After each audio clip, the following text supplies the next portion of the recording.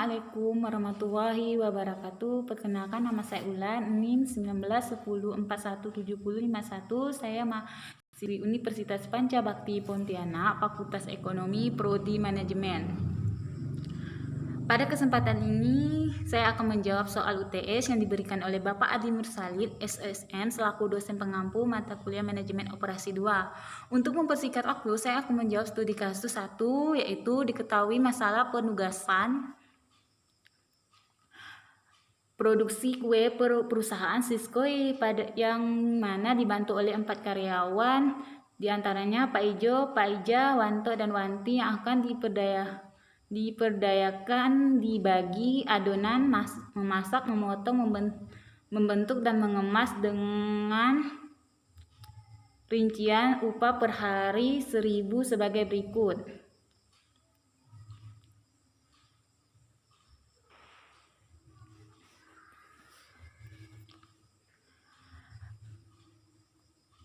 Pak Ijo adonan 65, memasak 50, memotong 60, mengemas 70. Pak Ija adonan 55, memasak 45, memotong 60, mengemas 55. Wanto adonan 50, memasak 60, memotong 75, mengemas 70. Wanti adonan 40, memasak 55, memotong 65, mengemas 60. Tentukan pengalokasian optimal pekerjaan karyawan agar diperoleh biaya upah paling murah. Selesaikan masalah penugasan di atas menggunakan metode Hungarian.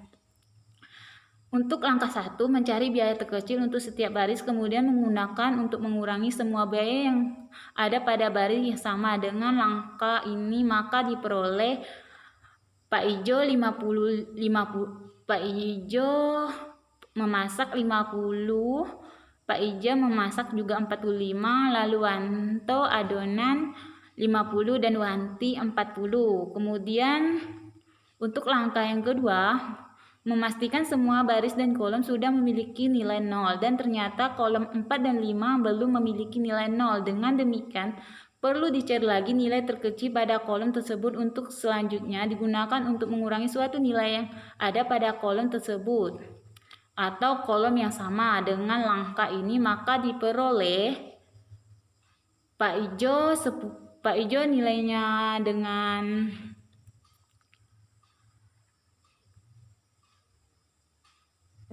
pemotongan 10 dan Pak Ija pengemasan juga 10.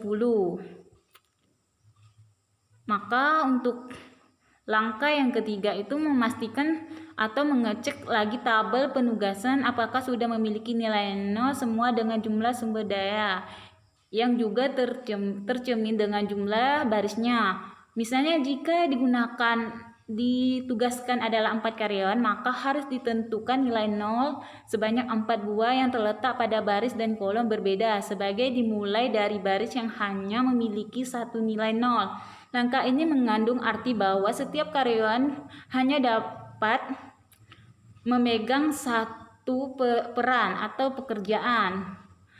Perhatikan dari matrik di atas, ternyata nilai 0 yang digunakan pada baris 3 dan 4, Wanto dan baris Wanti, meskipun berbeda baris namun masih dalam kolom yang sama, sehingga dapat diperhatikan masalah belum optimal dan perlu dilanjutkan ke langkah berikut. Untuk langkah yang keempat, karena belum optimal, maka selanjutnya adalah menentukan garis yang menghubungkan minimal 2 buah nilai 0 seperti yang diperhatikan pada tabel di bawah ini. Pak Ijo yang terlihat dari garis merah 15, 0, 0, 10 dan Pak Ija 10, 10, 10, 0, 5 dan 0. Maka untuk langkah yang kelima, perhatikan nilai-nilai yang belum terkena garis. Pilih nilai yang paling kecil atau dari tabel di atas adalah nilai 0. Kemudian nilai 10 tersebut digunakan untuk mengurangi nilai-nilai yang belum terkena garis dan digunakan untuk menambah nilai yang terkena garis ganda, dan dengan langkah ini maka diperoleh hasil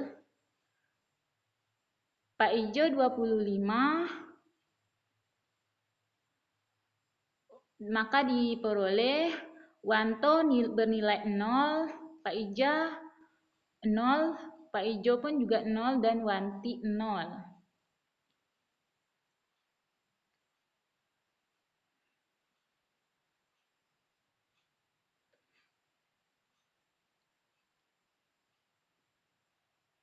Lalu kedua, studi kasus 2.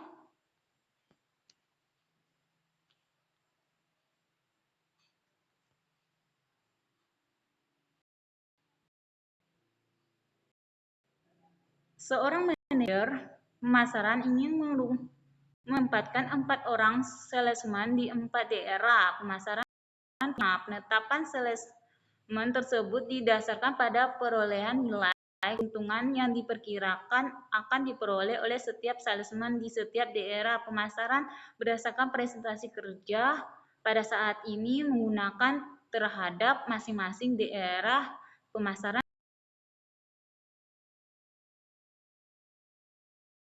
tersebut.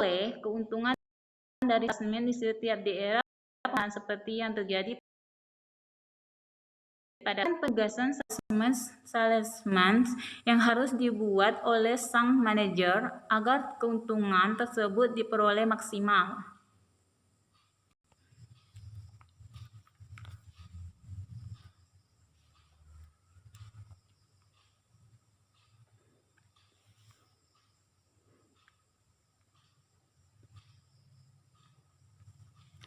Kemudian dapat kita lihat dari tahap 1,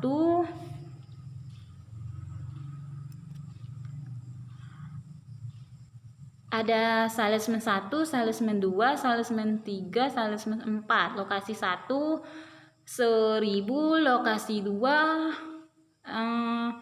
lokasi 2 900, lokasi 3 1100, lokasi 4 900. Untuk salesman 2 ada lokasi 1 100 1100, lokasi maksudnya lokasi 1 untuk salesman 2, lokasi 1 1100, lokasi 2 1000, lokasi 3 950, lokasi 4 950.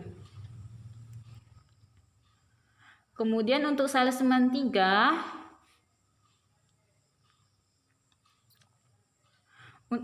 lokasi 1 1050, lokasi 2 lokasi 2 950, lokasi 3 900, lokasi 4 1050. Untuk salesman 4 lokasi 1 1150, lokasi 2 1000, lokasi 3 950, lokasi 4 1000.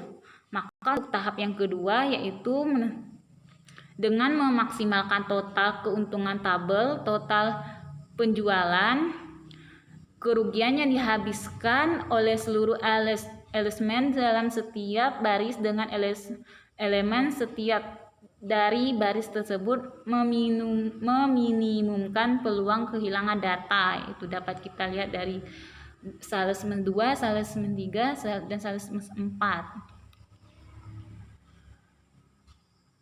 Kemudian, optimalkan setiap penyelesaian persoalan minimasi yang telah dilakukan. Untuk tahap yang keempat, melakukan uji optimal setiap penyelesaian masalah minimasi yang telah dilakukan. Maka tahap yang kelima, jadikan penugasan salesman yang harus dibuat oleh sang manajer agar keuntungan yang diperoleh diproduksi sebagai berikut. Penjualan 1 mendapat tugas pada lokasi 3, penjualan 2 mendapat tugas pada lokasi 1, penjualan 3 mendapatkan tugas pada lokasi 4, penjualan 4 mendapat tugas pada lokasi 2. Untuk selanjutnya soal yang teori, yaitu apa peramalan itu? Peramalan dalam bahasa Inggrisnya forecasting adalah suatu teknik analisis perhitungan yang dilakukan dengan mendekatkan kualitatif maupun kuantitatif untuk memperkirakan kejadian di masa depan dengan menggunakan referensi data di masa lalu. Permasalahan bertujuan untuk memperkirakan prospek ekonomi dan kegiatan usaha serta pengaruh lingkungan terhadap prospek tersebut. Soal yang kedua, sebutkan dan jelaskan jenis-jenis peramalan. Jenis-jenis peramalan atau forecasting berdasarkan horizontal atau waktu peramalan atau forecasting dapat dibagi menjadi 3, yaitu peramalan jangka panjang, yaitu mencakup waktu lebih besar dari 18 bulan. Misalnya peramalan yang diperlukan dalam kegiatan dengan penanaman modal, perencanaan fasilitas, dan perencanaan untuk kegiatan lead bank. Peramalan jangka menengah yaitu mencakup waktu antara 3 sampai 8 bulan. Peramalan jangka pendek yaitu mencakup waktu kurang dari 3 bulan. Lalu soal yang ketiga, mengapa strategis peramalan sangat unggulan atau penting bagi perusahaan? Yang pertama, sebagai alat bantu untuk merencanakan masa depan dan efektif dan efisien. Kemudian untuk menetapkan kebutuhan sumber daya pada masa yang akan datang. Yang ketiga, untuk membuat kepuasan yang tepat. Soal yang keempat, jelaskan pendekatan peramalan yang digunakan. Peramalan kuantitatif yaitu peramalan yang didasarkan atas data kuantitatif pada masa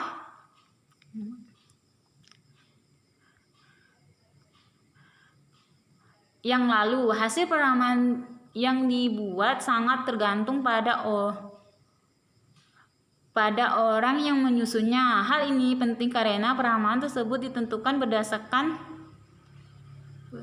perkiraan yang bersifat intuisiasi, pendapatan dan pengetahuan serta pengalaman dari penyusunan. Biasanya peramalan secara kuantitatif ini didasarkan pada hasil penyelidikan seperti pendapatan salesman, pendapatan sales manager, pendapatan para ahli, dan survei konsumen.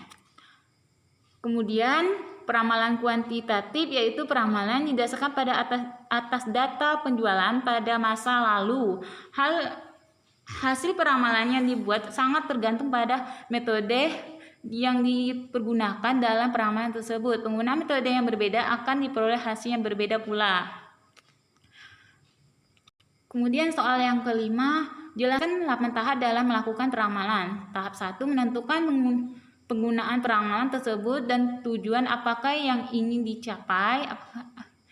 Yang kedua, memilih intens atau kuantitas yang akan diramaikan seperti jenis produk, jumlah produk.